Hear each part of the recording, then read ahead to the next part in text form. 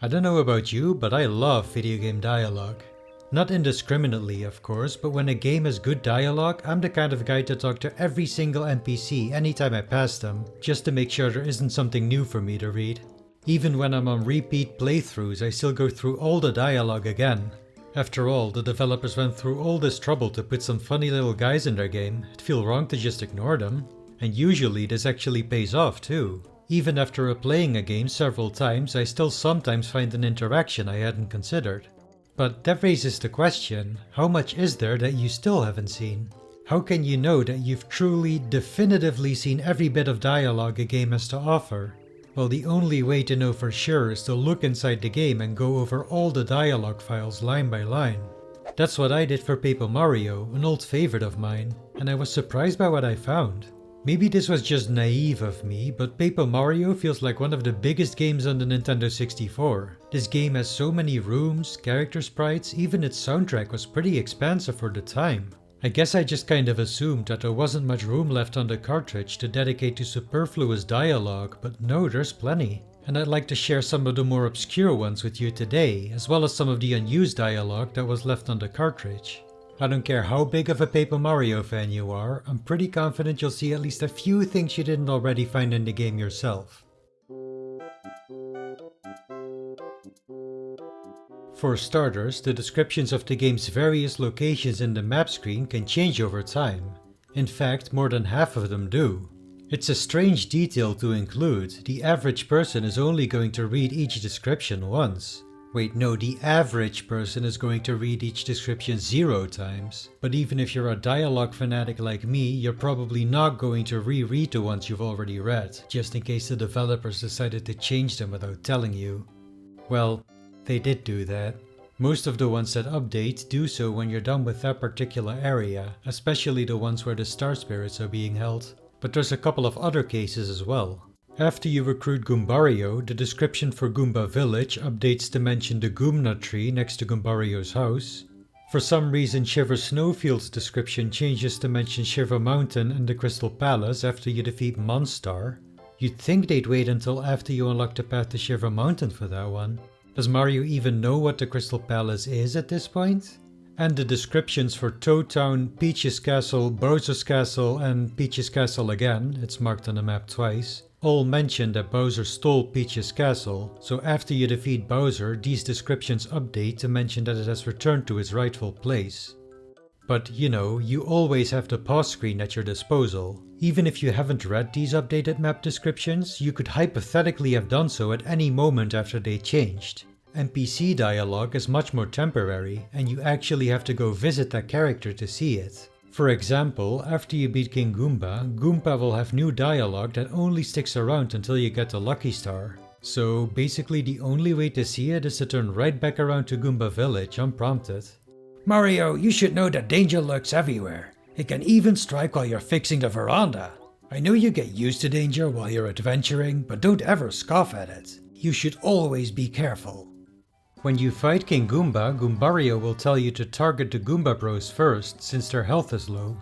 That's good advice, and if you know about the hidden Goomnut tree target, hitting that will kill them instantly. But there's dialogue for if you beat the Goomba King before them. Oh no, it can't be! King Goomba! I don't believe it! He beat our King Goomba! Speaking of that Goomnut tree, did you know that besides hitting it, you can tattle it as well? This is a Goomnut tree. Spiky Goomnuts will fall down if you hit this tree. They'll definitely hurt if they hit us, but it may be worth it to use them against the enemy. I didn't expect that, because there are plenty of secondary targets that you can't tattle, like the Lantern Ghost's lantern or General Guy's light bulb. I guess the ones that are considered a part of the enemy don't have their own tattle, but separate entities do. Another example of this is the stack of rocks Gulpits use as ammo. These are Gulpits rocks. Gulpits gulp them and then spit them at people. There are two sizes of rocks. The big rocks do more damage than the small rocks do. Big surprise, huh? And there's also the slot machine, which by the way I didn't even know existed until now. If you use the slot machine in the Shy Guy's toy box and it spawns enemies, their battle will have a special background with the slot machine in it. And this slot machine is interactable, so you can keep gambling even while you're being assaulted. It has two tattles. This is the start switch for the slot machine. The slot machine will start moving when you jump on this. Looks like fun. This is the stop switch for the slot machine. The slot machine will stop moving when you jump on this. Coins will come out of it if the pictures are the same. I hope Shy Guys won't. I think. Some other battle tattles you might not know about is that Goombario is able to identify fake copies of the Magic Koopas and the Crystal King. I think this is a deceptive duplicate of the Crystal King. Since it's just an illusion, all of your attacks will just go through it. Max HP 70, attack power 5, defense power 0. Just a reminder, Mario, you must damage the real one. This is actually not useful at all. Attacking them will also let you know if a target is real or fake. And, you know, actually do damage in the process. Also, Goombario has tattles for every form a Duplighost can take, and Lee, if he transforms into Goombario, can tattle Mario. It's Mario, silly. He's here to save Princess Peach, who was kidnapped by Bowser, remember? He fights until the bitter end, no matter what enemies attack. Something else you might not know is that Goombario can tattle certain interactable objects in the overworld. It can be a little hard to tell which ones though. For example, green warp pipes don't have a tattle, but the blue ones do. And a lot of the objects that put an exclamation point over your head just have a shared default one, but not all of them. I think the strangest objects to have a tattle are these arrow signs on Mount Rugged. Why on earth would that be the case? They're not even interactable objects at all. In fact, I didn't even know these were objects. I thought they were like baked into the level geometry or something. When you get to Mario's house for the first time, you'll see a short cutscene where Luigi meets Goombario. At least, the version with Goombario is probably the one you've seen. However, this cutscene is available up until the start of Chapter 3, so reactions from Cooper, Bombette and Paracari exist too. You're Luigi, right? My name's Cooper. Pleasure meeting you. You're Luigi, huh? I'm Bombette. Nice to meet you. The name's Paracari. I'm helping Mario out on his adventures. Not that I would recommend waiting that long to speak to Luigi, because he has a bunch of dialogue leading up to Chapter 3 as well, including some other ones that might be easy to miss. He has his dialogue for when you arrive during the prologue, but if you then leave and re-enter, he already has a new set of lines. Mario, I'll go to any lengths to help you out. I have lots of talents and I can jump really high and... What? Stay home and take care of the house. Man, that's not exciting at all. And after you meet the Koopa Bros for the first time, but before beating Chapter 1, he'll say this instead. Koopa Bros? You mean they're a bunch of brothers who are Koopa Troopas? Tough name to remember, huh? I have an idea, Mario. Why don't we give them a taste of our Mario Bros power? I'll join you and together... What? I can't? Why not? Come on, Mario. After Chapter 2, you won't be able to find Luigi, but you'll see music notes rise up from the bedroom floor. A hint on where to find Luigi's secret diary after you obtain the Super Boots. If you go back there with the Super Boots before finishing Chapter 3, Luigi will still be down there, resulting in this scene. I wonder how old Mario is doing on his quest. Mario? Uh-oh. I mean, never mind. How did you find this place?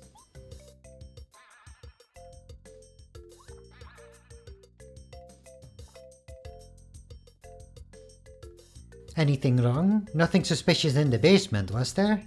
This one's pretty easy to find by accident, but if you talk to the Toad House manager in Koopa Village while standing on the table, he'll say, "Where are your manners, Mario? You shouldn't climb on the table." It's a pretty classic video game gag, but I'm pretty sure this is the only NPC in the entire game whose dialogue changes based on where you're standing. They did this for a technical reason though. It's not just here to be like, oh, video game protagonists, am I right?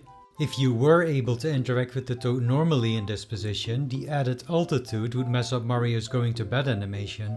When you're trying to retrieve Cooper's shell, he has dialogue for if you return to him empty-handed after the shell minigame starts. You get him yet, Mario? No? You got him, Mario. I really need that shell. Did you know that if you're having trouble with one of Koopa Koot's favors, you can ask to skip it? Have you done my errand? If it's impossible, I suppose you can give up. You're still going to try? Or maybe, did you perchance forget what the favor I asked of you was? Alright, nothing to be done. Although, maybe you could still be useful to me. Would you do me another favor? The reason you might not have known this is because by default, if you talk to Koopa Koot after accepting a favor, he'll simply ask if you need a reminder. The ability to skip the favor only becomes available if, after accepting the favor, you use this specific exit in Pleasant Path, something you're not likely to do after unlocking the Koopa Village Warpipe. It also only works in one direction. If you leave Toad Town to enter Pleasant Path, that doesn't do anything. Also, while Koopa Koot normally gives you a single coin as a reward for completing his favors, every fourth favor will net you 3 star pieces instead. And every time you skip a favor, which favors give you the star piece rewards are offset by 1. The reason this matters is because each favor ends in different dialogue depending on if you get the coin reward or the star piece reward. So, assuming you did all the favors in order, here is all of the dialogue for the rewards you didn't get for those favors, excluding the bits that are the same for all dialogue in those reward categories.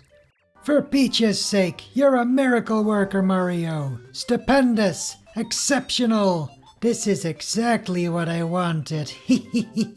Super duper blooper! You're one of a kind, Mario. Stupendous! Now I needn't fear my pillow. I hope my dreams are good. Mother of Monty Mole, how do you do it, Mario? Marvelous! Glorious! Did Goomba complain at all? Great Goomba! You rock my shell, Mario. Oh mercy, so very succulent. You know, this tea is equally tasty cold as it is piping hot. Take this as thanks. By Tootin' Koopa's beard, you always come through, Mario. Supreme, spectacular. I have so many treasures to fondly remember now. Oh, thank the star spirits. You're the bee's knees, Mario. Wonderful, just great. You seem to have a nose for finding things. Thundering Tough Puffs, you are truly tops, Mario. Cool, isn't that what kids say? This'll really hit the spot. Leaping Lava Butts, how do you do it, Mario? Oh my, what beautiful handwriting. What must she be like? I sure liked his autograph. Here, take this as a token of my thanks. Bustling Buzzy Beetles, how do you do it, Mario? Glory be! I see, so that's what's going on these days. It seems pretty dubious to me, but the world is a crazy place, don't I know it? It's nice to catch up on the times. I've barely been able to understand what youngsters are talking about. Now I'm hip. Yodeling Yoshis, you're my savior, Mario. Prime, delectable. I feel like 1,000,000 coins. I'm filled with vim and vigor. And now I'll believe I'll nap. Spinning Spike Tops, you're an angel, Mario. Right on. Oh yeah. Oh, this is good. I'm nutty for this cake. Shrieking Swoopulous, nothing phases you, Mario. Ah, sweet silence. I hope you gave those hooligans what for. Now I can get some precious sleep and dream in peace. I'm so grateful. Why don't you take this for me? Prickly Pokepack, you're unstoppable, Mario. Oh yes indeed. Oh, the days of my youth. Just look at me there, so young and vibrant. I was quite a lady Koopa, you know. There was this one thing where I met this utterly gorgeous young... She was a lovely little thing. Oh, the passion I felt. It was maddening. So I went to her as fast as I could, and I never looked back.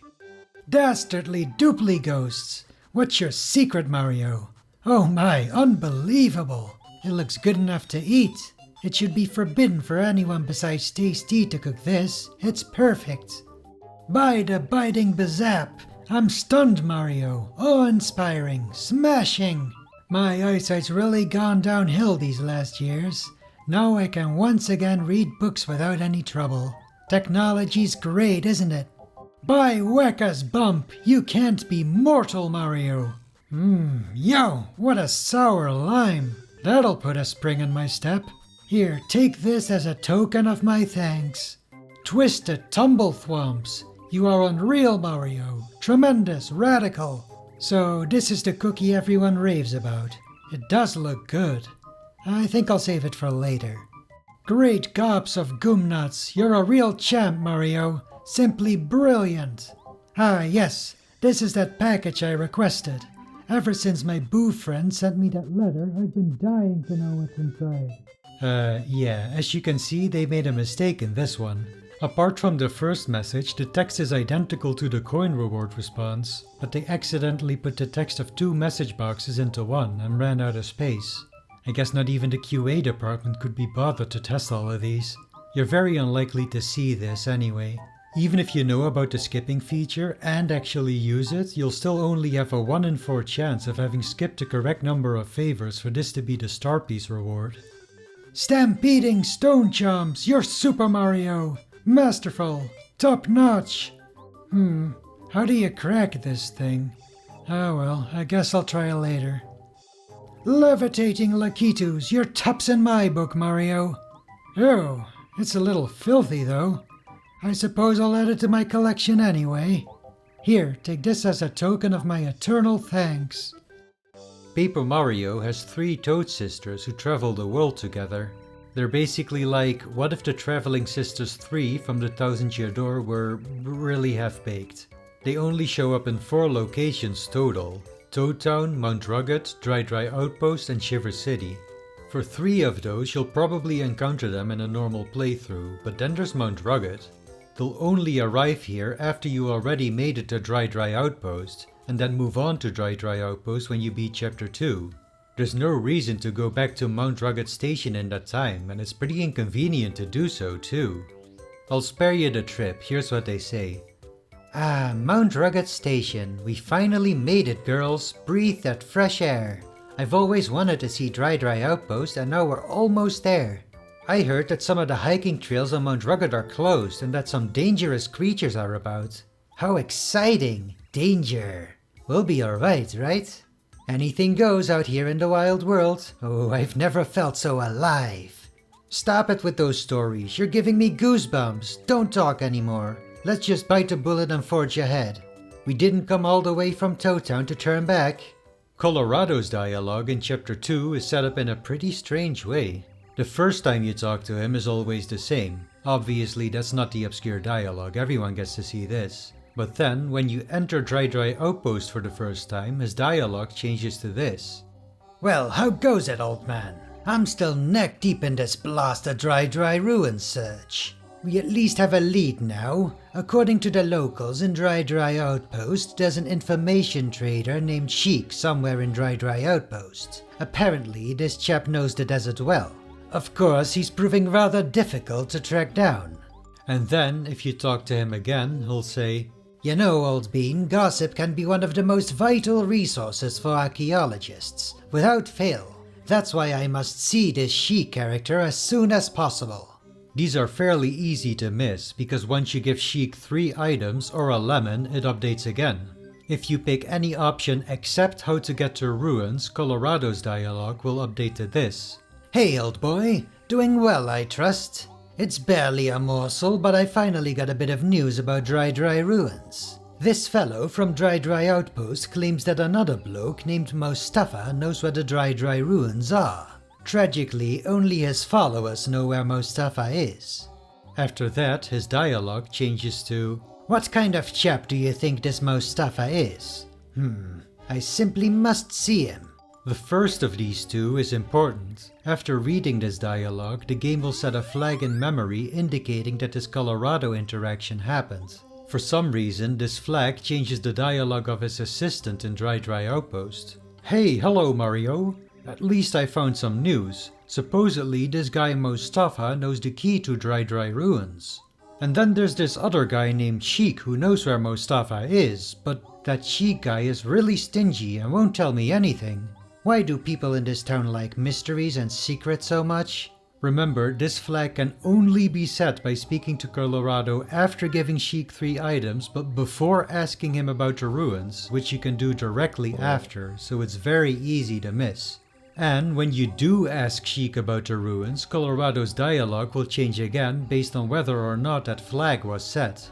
If it was, Colorado will say, hello there old chum, how are you holding up in this blasted heat, eh? Oh yes, of course. Well, this Mostafa, who knows where the dry ruins lie, supposedly this information trader by the name of Sheik knows something about him. And after that? But I tell you, old boy, I'm having a devil of a time getting Sheik to speak. But if the flag was not set, his dialogue would instead be this. You know, time and again my mind returns to the image of the ruins hiding in the desert. It haunts me. I can't sleep. I am quite simply destined to be the one to find them. Because the flag that determines this dialogue can only be set before asking Sheik about the ruins, it's impossible to see all of this dialogue in the same run. And there's plenty more to do with Colorado. In Dry Desert only, there's some extra dialogue when you speak to him with Cooper in your party for the first time. What? Whoa, you're Professor Colorado! It's Cooper, I live next to you. It's so great to see you. I never would have expected to meet up with you out here. I'm right in the middle of an expedition with Mario. I want to be an archaeologist like you. Hello there, Cooper. It's been ages. So, if you're serious about taking up archaeology, you and I should go exploring someday. Any time, really. For now, you should concentrate on your adventure with Mario. You'll never attain such fame in archaeology as I have if you don't finish one task before starting the next. Whoa, okay. As soon as we're done saving the princess and Mushroom Kingdom and everything, you and I'll go exploring. It's a cute little exchange and something the ending follows up on. As you no doubt know, there's an artifact in Dry Ruins that Colorado wants. You can give it to him at various points, but his location determines the dialogue you get. The initial encounter goes like this in Dry Desert. Well, what ill luck. No clues about the ruins. I'm getting so frustrated I just might have to give up the excavation for now. How very sad. I say, Mario, that artifact you hold in your hand, it looks quite important. Do my eyes deceive me, or is that a clue to Dry Ruins? Mario, old chum, I beg of you, could you possibly part with it? If you tell him no and speak to him again, he'll say, Mario, if you could see to it to have a change of heart, please give me that artifact. The next time you meet Colorado is in the port of Tow Town. In this location only, Colorado will have different dialogue depending on if you already said no to him in Dry Desert. If you haven't, he'll say, The Dry Ruins dig grew tiresome for me, so I left it in the hands of my assistants. I say, Mario, that artifact of yours, it looks like the subtle craftsmanship.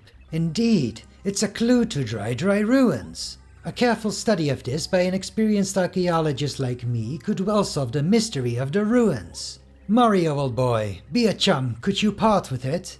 If you did already decline him in the desert, he'll say, Sadly, the excavation at Dry Ruins is not all it could be. I was reluctantly forced to leave it to my assistants. Mario, old boy, I beg you to reconsider and give me that artifact. Dear man, have mercy, it's absolutely vital to my important research.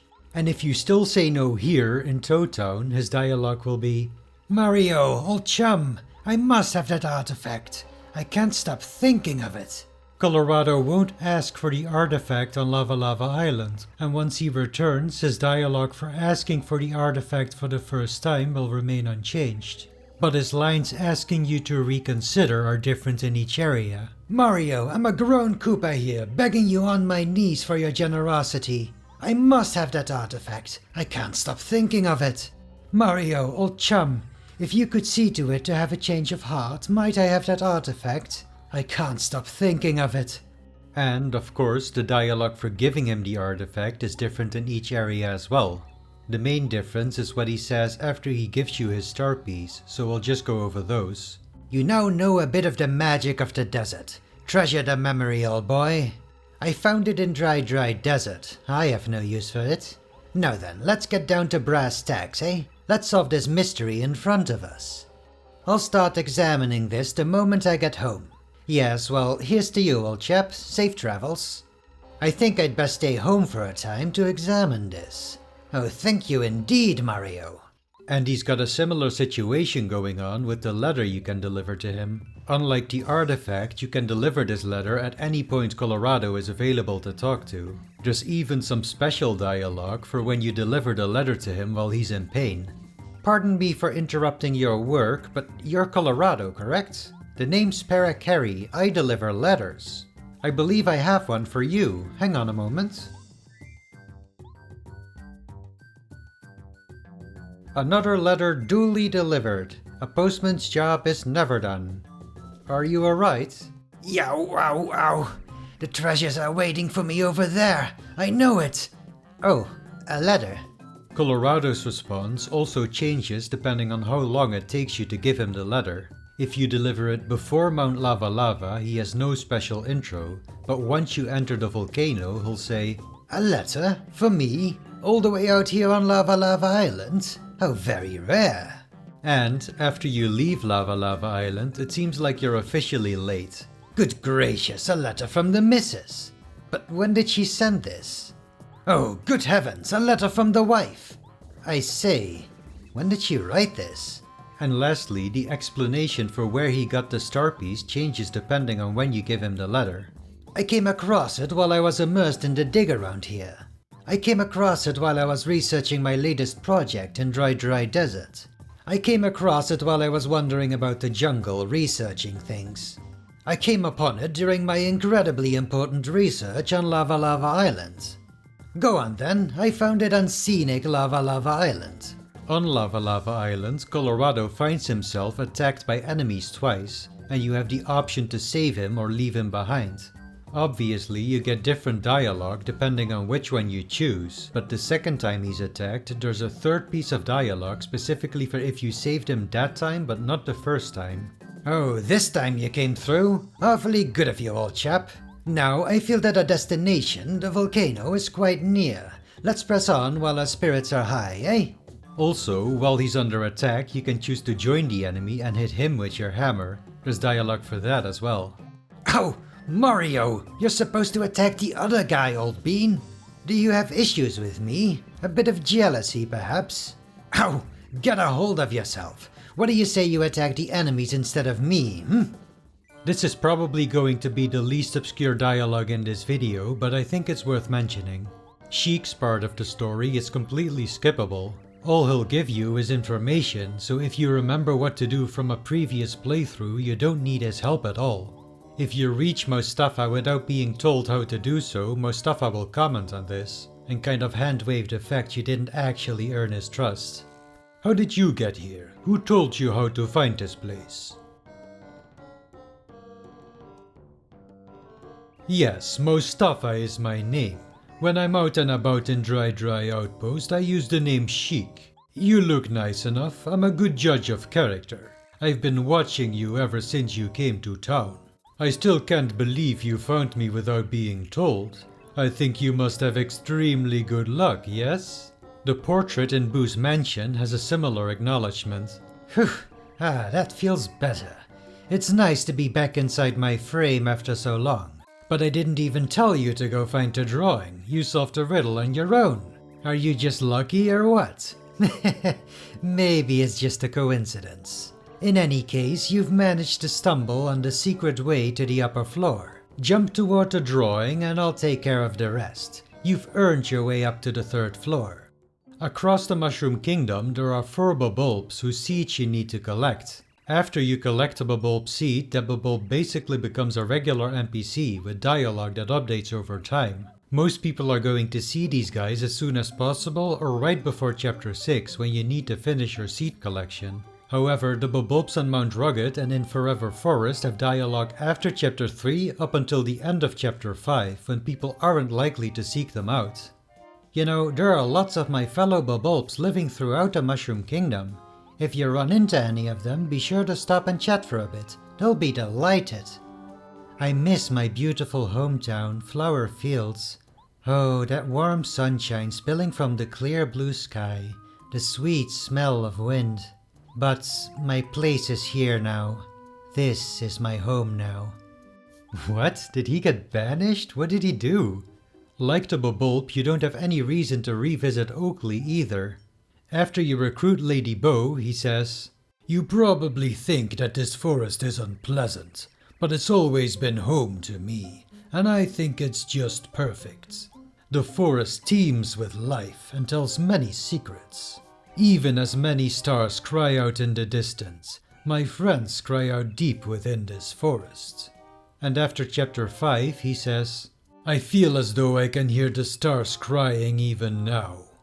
This Boo and Gusty Gulch has some background lore to share, but unfortunately Tubba Blubba shows up, completely ruins the vibes, and now the Boo won't tell us anymore. Luckily, you can just leave and re-enter and the Boo will tell us what he was originally going to say. You know, Tubba Blubba lived in that castle for a while and was perfectly nice. It was a great place for ghosts too. So dim and dark, but then one day he turned invincible and started acting crazy.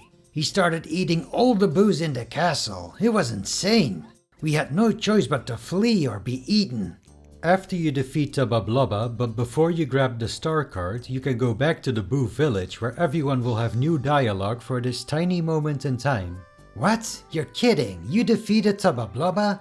Oh, what a great day for Boos. I knew you'd do it, Lady Bo. Finally, we can exist safely. We owe you a great debt. Oh, and I guess you folks helped the lady a little bit. Good work too. That naughty Boo that Tubba Blubba ate came back. It was so lonely around here without him. It really made me realize the importance of friends. Now that Tubba Blubba has stopped eating everyone, the forest is peaceful again. Now we can return to our days of scaring everyone who enters the forest and playing delightful pranks. Pardon me? No pranks? I'm not promising anything. Peace has finally returned to our hill. Tubba Blubba's not going to eat anybody anymore. All my friends who got eaten by Tubba Blubba are back. They've been telling me all these crazy stories about being inside Tubba Blubba's stomach. What it was like to go rolling down the throat into the belly. Talk about a wild ride. And talk about disgusting. I swear, when I first saw my friends who had been eaten by Tubba Blubba return, I was totally shocked. I felt like I was seeing ghosts. I'm just glad that everyone's safe and sound again. Until yesterday, it was just a dream to have all the Boos living together happily. But it's not a dream now, is it? Thanks to Lady Bo. Once you're done with chapter 3, there's really no reason to go back to the windmill anymore. There's not even any items or star pieces there. If you do go back there though, you'll find that Yaki has made it his new home. He first shows up after you see Tasty's frying pan get stolen. Hi, you again! Once Tubba Blubba's secret got out, I became just an ordinary key. His dialogue updates at pretty arbitrary points in the story compared to most NPCs. Usually their dialogue changes at the end of a chapter. For Yaki though, his dialogue changes after you talk to the whale for the first time. Chilly out, isn't it? Cold and empty. Brrr. And then one more time after the door to Flower Fields appears. You know what I need? A new secret to guard. Except this time, I want to guard some happy secret. Like a present or something. Wouldn't that be the best? Guarding a gift. That's my new wish. Here's one I think most people will miss. Mario! Just a second ago, a shy guy ran into Rusty's house. Eek, what should we do? Do something please? What makes this one so obscure? Well, it's only available after chapter 3, but before the shy guy steals Rusty's dictionary. I hope you can see the problem here. There's a giant hitbox that spans the entire room that triggers the Shy Guy scene before you can get to this toad. The only way to see this dialogue is by going into Toad Town tunnels, warping to Goomba Village, and then walking back to Toad Town on foot so you can enter the gate district from the other side. In the Shy Guy's toy box, the blue station worker has dialogue that's only available after you give Gourmet Guy a cake but before you pull the pink lever. You can repair all of the broken rails along our route by moving nearby levers. Obviously we're going nowhere if the rails don't get fixed. The only reason to give Gourmet Guy that cake is so you can get to the lever, so why anyone would go back to talk to this guy in that time is beyond me. If it was the pink station worker, I'd kind of understand, that's the one with the lever, but the blue one? Weird. After you defeat the big lantern ghost, you have to free Watt by smashing the lantern. You can do this with your hammer, but Bombette works too. If you use Bombette, Watt will give you a different reaction. You're crazy, mister. Did you have to, blow it up to get me out? Jeepers. On the subject of what, after you defeat Fuzzy Pete inside the whale's stomach, there's a cutscene where you befriend the whale and it offers to take you to Lava Lava Island. As a part of this cutscene, your partner has some dialogue. Almost certainly you've seen Watt's lines for this scene, because while you're inside the whale you can't target Fuzzy Pete at all unless Watt is out with you. But it is actually possible to defeat Fuzzy Pete with a different partner out if you're wearing Zap Tap. Here's the dialogue from your partners after you do. Hey Mario, didn't Twink say one of the star spirits was on Lava Lava Island? This is just what we needed, let's hop on this whale and go. But this Colorado character will probably be really disappointed if we don't take him along with us. I think the whale can carry us all. Mario, I think Twink said one of the star spirits was being held on Lava Lava Island. This is quite timely, we'd better get on the whale. Well no, Mario, wasn't Lava Lava Island the place where one of the star spirits was being held? You remember what Twink said, don't you? I do anyway. This is our chance, let's get on the whale. Mario, I just remembered what Twink said. He said one of the star spirits was being held on Lava Lava Island. This could be our chance, we'll get there on this whale. Mario, I believe Twink said one of the star spirits was being held on Lava Lava Island. Perfect timing, let's ride the whale. The leader of Yoshi Village has a bunch of dialogue that you'll miss if you don't continuously backtrack to him. For example, after the fearsome 5 go missing, his dialogue updates as you rescue them. When you've rescued one or two, he'll say, "You've found them! Oh happiness! Oh joy! But there are still boys stuck out there in the jungle. Please find them. 5 children in all disappeared into the jungle. Save them all, please." And then it changes with each additional rescue. 3 of the boys are back. Terrific! I'm so glad they're safe, but 2 are still missing. Please find them. Everyone is starting to calm down now that you're helping. Mario, just 1 more remains. Please find him right away. You seem to be an expert at finding lost children, Mario. We're counting on you. After you speak to Raphael the Raven, he leads you to a shortcut back to the volcano entrance. Once there, talking to him will advance the plot, but if you ignore him, the village leader will have 2 new pieces of dialogue for you. So, Raphael the Raven granted you an audience, did he? I'm not surprised, Mario. You saved the children. You are one of the honored members of this island now. The great Raphael probably thought so too. Please don't tell Colorado about Raphael the Raven or the way to the volcano. That Koopa's a bit loopy. I shudder to think what he'd do. I must say I worry he'd harm himself inside the volcano. When the zipline is built, he says, "I see you are finally going to brave the volcano. Please be careful, Mario. If you don't watch your step, you'll get burned." And after you enter the volcano, his dialogue will be, "The volcano is dangerous, please don't push yourself too hard. If you start getting weak, come relax at the village. After all, Lava Lava Island is just a spot for relaxation." These 3 events happen in such quick succession when you're playing normally. It's kind of strange that the dialogue changes so much, but appreciate it I guess. Flower Fields is surprisingly linear considering its layout. You're tasked with finding 3 things to grow a beanstalk, but you have to find them in a specific order. You get the bean, then the soil, then water. If you talk to Posey before getting the bean, she'll say, "What do you think? Pretty, no? Gorgeous and fascinating." Who, me? No, not me. I'm talking about this crystal tree. It grew from a seed that Petunia gave me a long time ago. The soil here is so fertile that the tree grew this big. Petunia has a lot of rare seeds, but she never plants them. What a waste, huh? Good soil, clear water, and ample sun will generally produce a wonderful flower. But there isn't any sun in Flower Fields right now.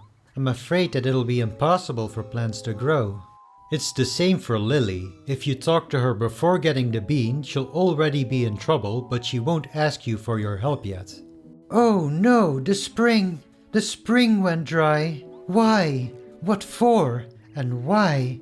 What'll I do? What can I do? I don't know. Who does? I can't think of a thing. I'm all over the place.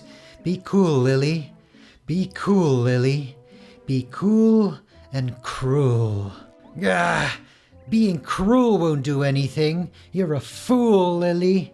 Now, like I said, she will ask you for help after you get the bean, which may make it seem like you can get the water before the soil, but that's not the case. In order to save Lily, you need a crystal berry from Posy, and she'll always give you the soil first.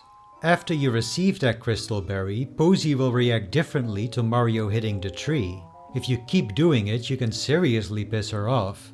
Ouch, that hurts. What's the matter with you? I gave you a crystal berry, didn't I? Don't tell me you want another one. You shouldn't be so greedy. Do you think it was easy shaking that root? I can't just do it over and over.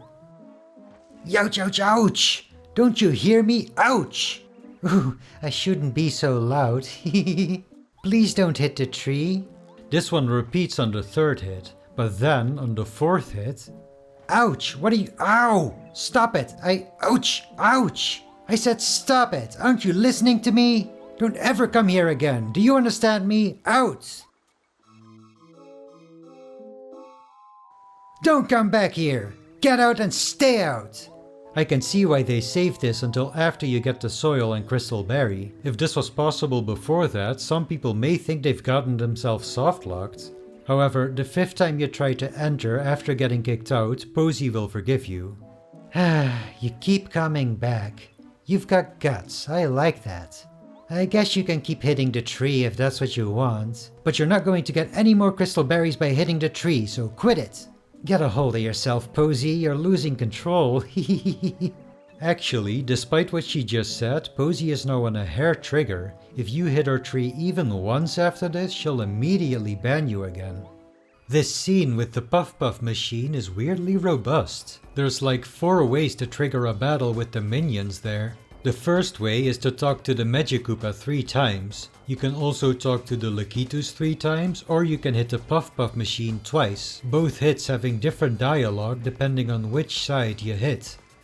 After you defeat the minions, you still need to destroy the machine itself. If you try to walk away, Spike will stop you. Or at least he's supposed to. For some reason they made the hitbox for this way too small. It's very easy to walk around, even by accident. But when you do hit it...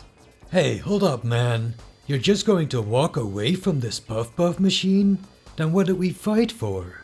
Don't you think we ought to break it or something? After you do break the machine, you may be tempted to go talk to Wise Wisterwood immediately, but this yellow bulb has dialogue for the brief window of time before you do that. Oh, it's the sun! The sun has come out! I knew you could do it! It's all because of you. I can't believe I made it through those sad, cloudy days. And also after you destroy the Puff Puff machine, the sun, or maybe his name is Mr. Sun, has new dialogue as well until you clear chapter 6. Hey, I heard that you're the guy who broke the Puff Puff machine. Thank you so much. Thanks to you, Flower Fields has blue skies again, and I can shine once more. Speaking of shining, I'd better get back up into the sky. All those flowers are waiting. See you, bye, good luck. During the Peach intermissions, a bunch of objects in Peach's room can be examined, and Peach and Twinkle have a little exchange about it. The only exception is the mirror, which will simply cause Peach to powder her nose. However, in the intermission after chapter 6, you can use the sneaky parasol to copy the appearance of an enemy. If you then go back to your room and look at the mirror, you'll see this conversation. Oh, ew, I look frightful. It's not real, princess. But I must say, that's not a good look for you. In Shiver City, after convincing Herringway to come with you, his dialogue changes to, "There is no time to lose, to the mayor's house." However, as far as I can tell, the only way to see this dialogue is if you have the Speedy Spin badge equipped. With it, you can catch up with him before he goes off screen. It's a little wonky though, the timing is pretty tight, and if you don't block his path, he'll keep walking and disappear mid-dialogue. The dialogue box doesn't really know what to do with that. The Spiked Goomba in Bowser's Castle will sell you items like a shop, but before he'll do so, you need to talk to him. He'll ask you if you have any coins, and you can answer yes or no. If you say yes, he can actually tell if that's true or not. "You think I'm stupid, man? You're a terrible liar." I'm not sure why they built a check for that. After all the battles leading up to this part, without any way to spend the money you picked up, it's extremely unlikely you'll actually get here with 0 coins. And even if you did, would it really be that strange for the Goomba to just take your word for it anyway? It's actually kind of rough, because if you legitimately did get here without any money, this check locks you out of selling items or accessing your storage too, not just your ability to buy things. And lastly, for some reason, Junior Troopa has a special reaction for when you try to spook or airlift him. Don't underestimate me, Mario. I'll never be scared away by such a cheap trick. No way, never. Hey, Mario, don't even think of trying to beat me with such a cheesy trick. All bosses are immune to these moves, but Junior Troopa is the only one to acknowledge them in dialogue. And he only reacts to those two. He has no reaction to Up and Away, which is another instant defeat move, and he even doesn't react to Fright Jar, which is basically just spook if it was an item.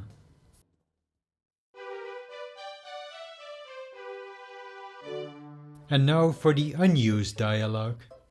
There's actually not that much here, especially compared to the game's sequel, but that's mostly because I analyzed the English version of Paper Mario for this, so I only have access to the unused dialogue that Nintendo of America decided to translate. There's much more unused dialogue in the Japanese version, but I'm not here to read the cutting room floor at you. You can find that stuff yourself pretty easily if you look for it.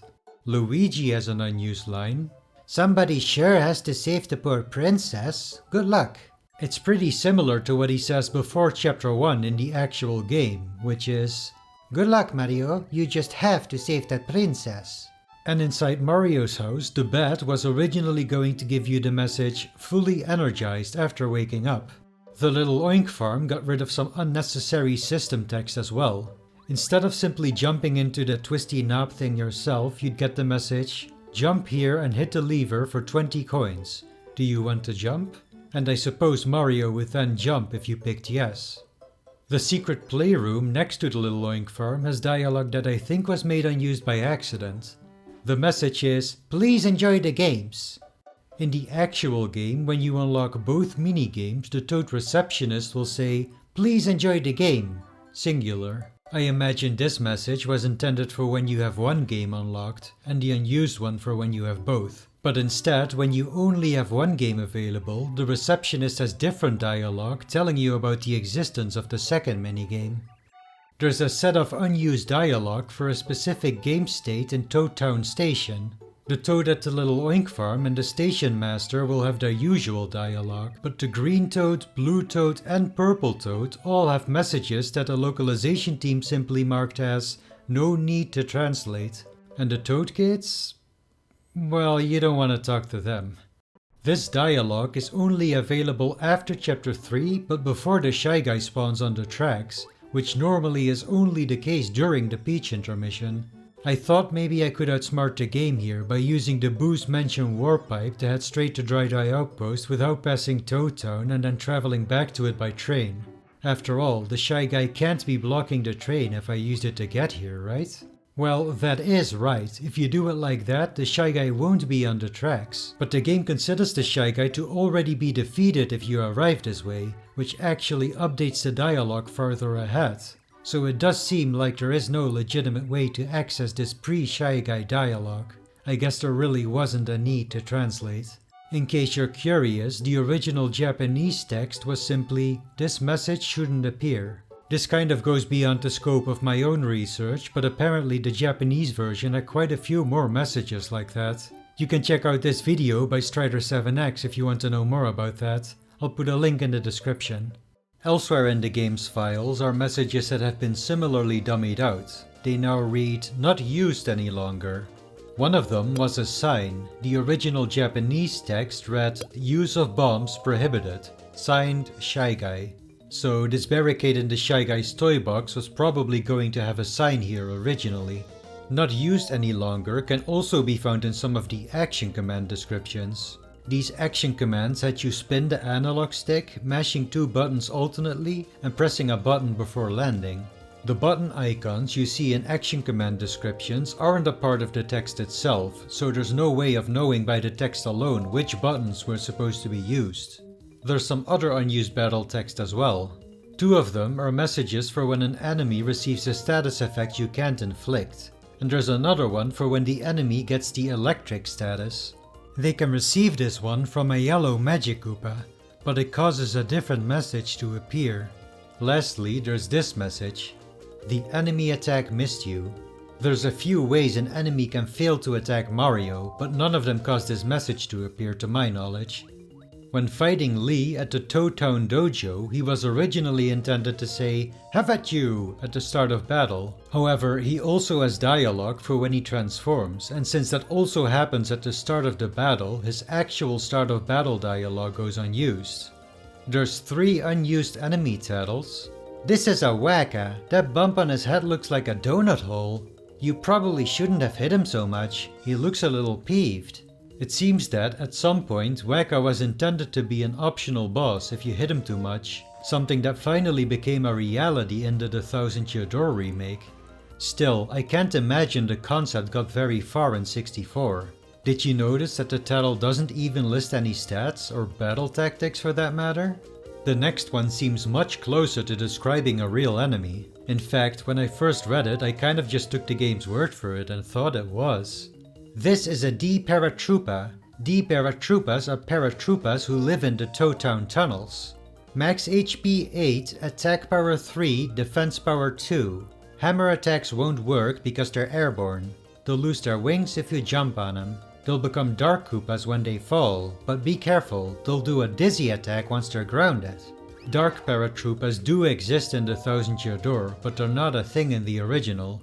Lastly, I wish this one was real. This is an albino dino. Albino dinos are the guards of this frosty place. Max HP 8, attack power 4, defense power 4. Fire attacks won't work. Their defense power is huge, so let's reduce their HP steadily using our strongest damage dealing attacks. In the actual game, albino dinos only appear as a part of this block pushing puzzle. Shame we couldn't get them as enemies. There's also one unused NPC title. This one is the same as the title for one of Colorado's assistants, but with one sentence missing. The unused version is the second entry in the files alongside an exact duplicate of Colorado's title, and those don't seem to be associated with any location, so it was probably used for testing purposes. Objects that you can ground pound on have different versions of their titles based on the type of boots you're wearing, because the name of the ground pound move changes, including the big switch and the floor switch. Correct me if I'm wrong, but I think you can only encounter these with one specific boot type, without seriously sequence breaking anyway. After you get the super boots, the exit to the room you're in disappears, forcing you to enter the Boo's mentioned shop. The only way to leave this room is to hit this switch, permanently removing it from the game. And the floor switch only appears in Shiver Mountain, an area you can't access until you already have the final boots upgrade. Paper Mario 64 has a bunch of unused badges, but only 2 of them got officially translated. First, we have Shrink Smash, the hammer equivalent of Shrink Stomp. Lets you do a Shrink Smash, uses 1 FP. If it works, the enemy Mario hits shrinks. It also decreases the enemy's attack power by half for a bit. This description is wrong, by the way. Shrink Smash, as it currently exists in the files, costs 2 FP to use, not 1. The second unused badge translation is for a badge called Right On. Makes the action command work every time Mario attacks. That would have been an awful badge. I think the prologue proves that Paper Mario without action commands is just really boring. There's also one unused item with an officially translated description. It's called the Golden Jar. A sparkling gold pot. Mostafa was looking for this. Speaking of Mostafa, he has dialogue that I think is unused. Please return to Dry Outpost when you have time. I do actually know what triggers this dialogue. Mostafa will say this when the global flag at this position is set to true. The problem is, I don't know what in-game event causes this flag to be set. I actually had a look at the Paper Mario 64 decompilation project to see if that could give me any clues, and in their code they seem to refer to this flag as Mostafa Unused Dialogue Override, so they seem to think this dialogue is unused as well. When departing from Lava Lava Island on the whale would originally say, "Back to the sea, sploosh!" I wanna say they cut this to make the cutscene shorter, but this leaving animation gives the whale plenty of time to say it, doesn't it? I don't see why they couldn't happen at the same time. Speaking of shortening cutscenes, when Raphael the Raven orders his ravens to build you a zipline, there's an unused response from the ravens that simply goes, "Caw-caw!" Inside Mount Lava Lava, there's an unused line for Colorado where he says, Good show, Mario! Based on its placement in the files, it seems to have been intended for the Spiny Tromp room. That's what this thing is called, by the way. Maybe the dialogue was intended to be used if you could somehow avoid crushing him while solving the puzzle? It's not possible. Even if you skip the cutscene where Colorado enters the room, he'll still be there when the trump starts rolling. I also tried talking to him after releasing the trump, but before he gets crushed. The dialogue is just not there. The flowers guarding the gates in Flower Fields have special dialogue for when you feed them a berry that's not their color. Anything that's not a berry they'll spit out, but they'll eat a berry of any color. They just won't open the gate unless it's the right one. Even the red flower has dialogue for this, but it's actually impossible to see through normal gameplay.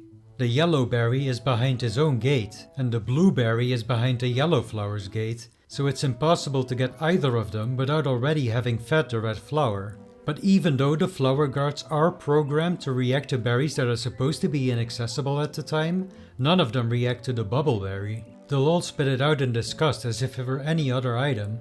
In the Japanese version of the game, you were able to examine the gift box in Mayor Penguin's room. For some reason they removed this in the Western release, but translated the text regardless.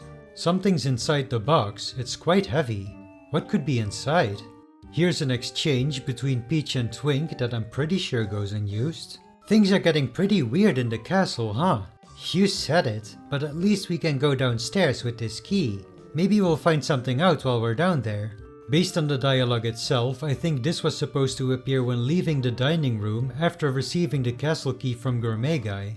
And in another Peach segment for the Trivia Quiz-Off, there's dialogue for when Spiky John wins. However, as far as I can tell, this is impossible. Based on my observations, it seems like Spiky John only exists to limit Spiky Tom's power. When you're in the lead, Spiky Tom will always be the one to answer questions when you're taking too long, allowing him to catch up with you. And when Spiky Tom is in the lead, Spiky John will answer questions so that Tom doesn't get too far ahead of you. This way, the game does its best to make the quiz a close race, regardless of if you're doing well or poorly. But because of this, it's impossible for Spiky John to win. In fact, the only exception to the rules I just laid out is that Spiky Tom will buzz in if Spiky John is only 1 point behind him, so it's impossible for him to even tie back up with Spiky Tom. The closest Spiky John can get to not losing is a 3-way tie of 0 points if the player buzzes in for every question and answers incorrectly. I did test if maybe Spiky John would sneak in a win at the final question if everyone's score is 0 at that point, but no, Spiky Tom buzzes in first like normal. Spiky John will never get to taste that sweet jam and jelly. And that's all I got. Hopefully you found at least some of this as interesting as I did. Basically, this entire video was the result of my work on Dialogue Tree, a website where I upload game scripts in a way that tries to be faithful to the game's presentation. So far there's only 2.5 games on there, but check it out if you're interested.